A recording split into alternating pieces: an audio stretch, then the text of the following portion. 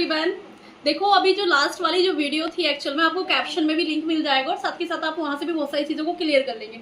अगर मैं बात करूं कि मतलब all of theories of social moment आपका क्लियर हुआ है, क्योंकि बच्चे यहाँ से ऑल ऑफ मोस्ट क्वेश्चन को अच्छी तरीके से एनालिसिस करते टाइम गलती करते हैं। और आज 1 मिनट के कॉन्सेप्ट के आधार पर जो मैं आपके सामने एक कॉन्सेप्ट को लेकर आई हूँ वो है एक्चुअल में सोशल मोबिलिटी। एक्चुअल में यहाँ जो आते हैं हमारे पास कितने टाइप आते हैं, 4 टाइप आते हैं।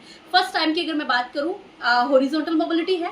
सेकंड पार्ट जो है एक्चुअल में क्या है, वर्टिकल मोबिलिटी है। वर्टिकल मोबिलिटी को एक्चुअल में 2 पार्ट में कैटेगराइज किया गया है। पहला पार्ट जो आता है आपका फर्स्ट अपवर्ड मोबिलिटी है, सेकंड आपका डाउनवर्ड मोबिलिटी है। थर्ड के लिए अगर मैं बात करूँ यहीं पे इंटर जनरेशन मोबिलिटी है। मतलब फॉर ऑफ एग्जांपल जब एक पीढ़ी से दूसरी पीढ़ी के अंदर अंतर आता है ना, एग्जांपल के आधार पर आप देख लो कितनी सारी मूवियों के सामने दिखाया गया है, ये कितनी सारी चीजों में हमने देखा है कि हमारी सोसाइटी में कितनी सारी चीजें चेंज होती हैं। जैसे गरीब रिक्शा चालक का बेटा बना है IAS PCS। मतलब एक पीढ़ी से जब दूसरी पीढ़ी के अंदर अंतर आता है तो ये हमारा इंटर जनरेशन मोबिलिटी होता है। अब सेकंड की मैं बात करूं यहाँ पर इंट्रा जनरेशन मोबिलिटी। जब इंट्रा जनरेशन मोबिलिटी के लिए बात की जाएगी एक्चुअल में अपनी ही पीढ़ी में अंतर आ रहा है। तो यूजीसी ने यहाँ से ये क्वेश्चन पुट अप किया है 2024 दिसंबर वाली साइकिल में कि एक्चुअल में प्राइमरी से लेकर हायर तक कौन सी साइकिल चलती है। तो प्राइमरी और हायर जो बात की जाती है वो आपकी इंट्रा जनरेशन मोबिलिटी में की जाती है। फॉर ऑफ एग्जाम्पल एक भाई IPS तो बहन क्या है SI।